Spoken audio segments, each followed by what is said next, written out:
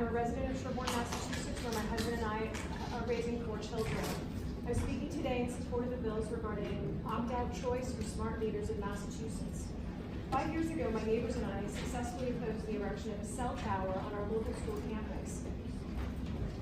In the process of that effort, we educated our community about the considerable health effects from wireless radiation. Based on what I learned, I advised my parents who live in California to opt out of the smart meter on their home. I'm so grateful that they had that choice. My father was diagnosed with cancer last year, and the last thing that either of them needed was a continuous stream of radiation bombarding their bodies 24/7. For the same reasons, I do not want a smart meter on my home here in Massachusetts. What is most important about this issue is the notion of choice. I can choose whether to have a cell phone and to keep it in a non-radiating airplane mode. I can choose to have Wi-Fi in my home and turn it off when I want to. And I can choose whether I want Wi-Fi in my car. I should have the same choice with respect to the placement of a smart meter on my home that would radiate my family and irreparably damage our health.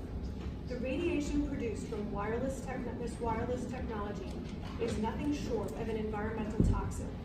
The science is conclusive. The Bio-Initiative report, updated in 2014, issued by a group of world experts who reviewed over 1,800 new studies, concluded that the bioeffects are clearly established and occur at very low levels of exposure to electromagnetic fields and radio frequency radiation. Bioeffects can occur in the first few minutes at levels associated with cell and cordless phone use. Bioeffects can also occur from just minutes of exposure to cell towers, Wi-Fi, and wireless utility smart meters that produce whole body exposure. Similarly, Dr. Martin Pall, Professor Emeritus of Biochemistry and Basic Medical Sciences at Washington State University, has streamlined thousands of independent peer-reviewed studies from around the world and published a report which concludes that electromagnetic radiation harms us in the following 8 distinct ways. It attacks our central nervous systems, including our brains, leading to widespread neurological effects. It attacks our hormone systems. It produces oxidative stress and free radical damage, which have major roles in all chronic disease. It attacks our DNA, which produces mutations in future generations.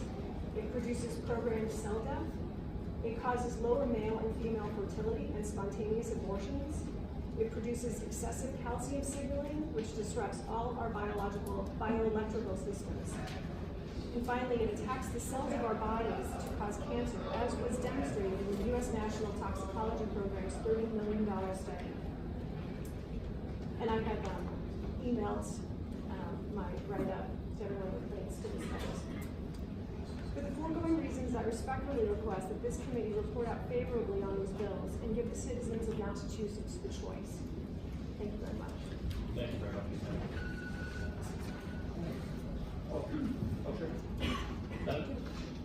First of all, thank you very much for testifying. And I want to thank all the folks who preceded you who testified. I'm operating on the assumption that the science on this subject is unsettled and that you haven't with a book somewhere with it. It's not that I expect you to agree with me, but I'm operating on the assumption that the science on this is unsettled and the weight of evidence is against your position at present. The one way to proceed is to submit a bill as you've done, or to back a bill as you've done, which conclusively asks us to make a scientific judgment. Very hard for us to do. And the technology is new, and studies are of one kind or another are coming out all the time, many of them in disagreement with your position, but some of them in agreement with your position. So in a situation where we don't feel capable of reaching a judgment,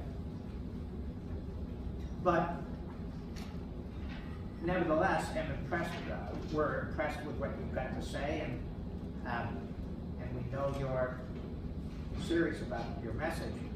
Why not call for a commission to take note of the scientific arguments, pro and con, rather than asking us to leap to a conclusion which with all due respect, we're not ready to embrace yet. So, what I think is great about this bill is that it's not saying let's get rid of smart meters, it's just saying, give us an opt-out provision, which other states, including California, have allowed to their citizens. So, you can choose to opt out, and the electric power companies are able to accommodate that. So, in my estimation, that's sort of a good compromise for that situation. It's not an unreasonable position. I would have questions, I can tell you, about the expense of permitting opt-out, of departing from a level of standardization that would otherwise might be possible. So, while your position is not by any means entirely unreasonable, I would like more input from an objective group of scientific types, even before I decided that we would move away from what at first seemed to be a common sense position in favor of standardization and standardized billing and standardized data collection. It could be that opt-out will make sense, but I would still like to have input. I'd like to learn more about the California option, for example, for a whole bunch of reasons, including the incredible responsibilities of this committee to deal with climate change. It's hard to take time off and to do a deep dive into this issue that concerns you. Senator Barrett, thank you. That's an excellent question, and the Joint Committee on Consumer Protection did just that last session.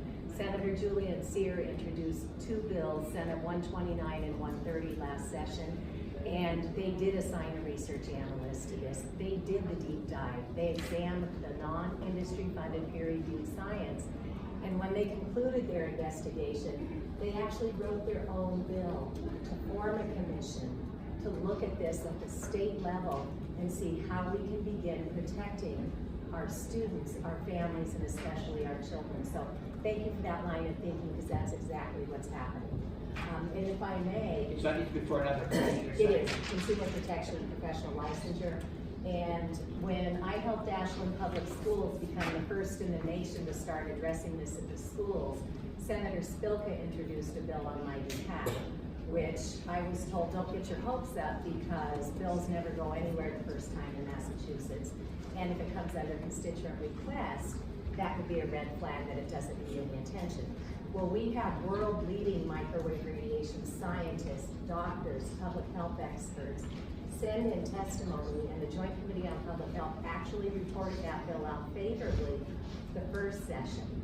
Last session, Senator Corinne Spilka brought that back under her own name. She directly sponsored it as a resolve to do as you asked, get a commission formed, and let's address this. It was once again reported out favorably by the Joint Committee on Public Health, and it timed out at the end of last session with Senate rules. Since Senator Spilka is now our president, she can no longer introduce legislation, so my state rep, Jack Lewis, has brought that bill back. Senator Cyr has brought back the bill from Consumer Protection, and those are actively in the legislature. But I would ask that you not wait for that review, because that would take us out another session or two. Right now, there are people suffering all over Massachusetts from the radiation coming off of those smart meters. National Grid gives us an opt-out. Eversource doesn't. Can we please just get a regulation at the top of the House to give everybody the right to choose safe technology in the home? That's what that bill is with 1988. So, can I offer you the rest of my testimony?